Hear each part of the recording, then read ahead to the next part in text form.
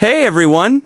In this quick video, I'll show you how to make sure your photos are safely backed up to iCloud and what to do if some of them seem to be missing. First things first, you'll want to check that iCloud Photos is actually turned on your iPhone. Go to Settings, tap your name at the top, then choose iCloud and select Photos. If iCloud Photos isn't enabled, just turn it on and from now on, your photos will automatically upload to your iCloud account, but sometimes photos still don't show up. One common reason is limited iCloud storage.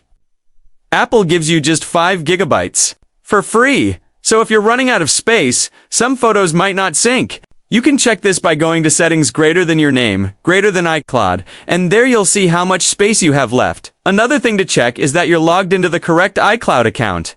It's an easy mistake. Just head to your iPhone's Settings, tap your name, and make sure it's the account you usually use for photos.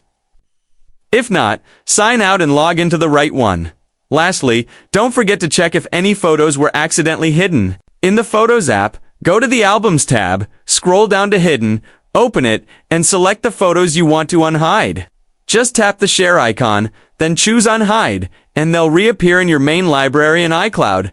That's it. So with these checks, your photos should be syncing normally again.